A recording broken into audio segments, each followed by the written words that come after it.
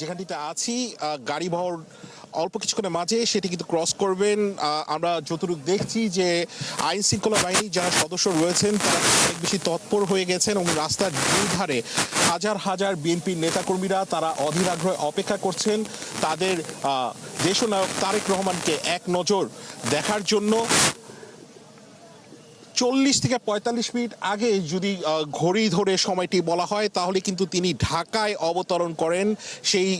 সময়টির কথা যদি বলি সেটি কিন্তু 6314 দিন, অর্থাৎ 17 বছর 3 মাস 15 দিন পর কিন্তু জননেতা তারেক রহমান বিএনপির যে গাড়ি ভর্তি তাদের দিকে এগিয়ে আসছে এবং সে অনুযায়ী কিন্তু তারা নানা ধরনের স্লোগান দিচ্ছেন। আমরা কিন্তু দেখছি যে সেনাবাহিনী এবং অন্যান্য যারা আইন শৃঙ্খলা বাহিনীর সদস্যরা রয়েছেন তারাও কিন্তু সামাল দেবার এই যে পরিস্থিতি সেটি সামাল দেবার চেষ্টা করছেন। সকল ধরনের যত ছবিগুলো রয়েছে গাড়ি বহরে সেগুলো আসলে আমরা সরাসরি যুক্ত হতে পারবো। আমরা দেখছি যে পুলিশের প্রোটেকশনে যেই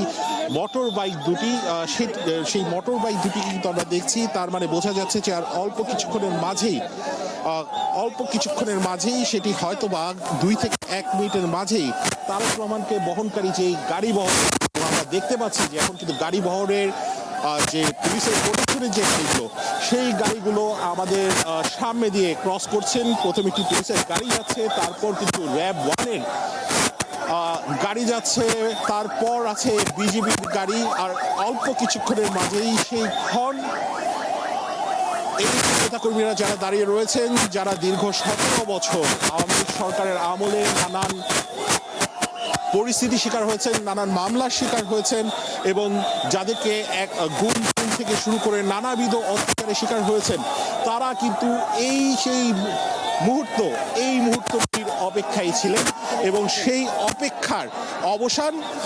অল্প কিছুক্ষণের মাঝেই হচ্ছে। আমরা কিন্তু দেখছি যে আইন শৃঙ্খলা বাহিনীর যারা সদস্য রয়েছেন তাদেরকেও কিন্তু আমরা দেখছি যে তারাও কিন্তু এই যে সুন্দর মুহূর্তটি রয়েছেন বিএনপির যিনি ভবিষ্যৎ কাণ্ডারি সেটি ফ্রেমবন্দি করে রাখার জন্য ক্যামেরার ফ্রেমে ছবি তুলছেন। সেনাবাহিনীকে কিন্তু আমরা দেখছি কঠোর যে নিরাপত্তা বলয়ের কথা বলছিলাম তারা কিন্তু সেই পরিস্থিতি কিন্তু আমরা দেখছি সেনাবাহিনীদের কিন্তু আমরা দেখছি যে তারা এই যে গাড়ি বহর রয়েছে সেটি নিশ্চিত করার জন্য হেঁটে হেঁটে কিন্তু সেই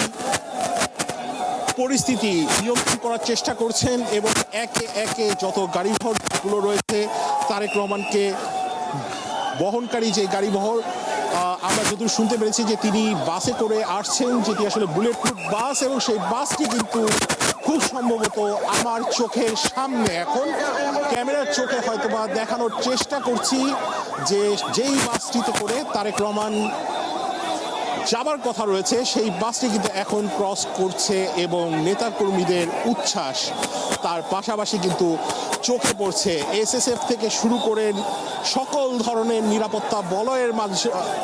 মাঝে ধীরে ধীরে কিন্তু এগিয়ে যাচ্ছেন এবং তারেক রহমানকে কিন্তু আমরা দেখতে পেয়েছি তিনি সবার উদ্দেশ্যে সামনে থেকে হাত নাড়ছেন এবং সেই তিনি সংবর্ধনা জানাচ্ছেন।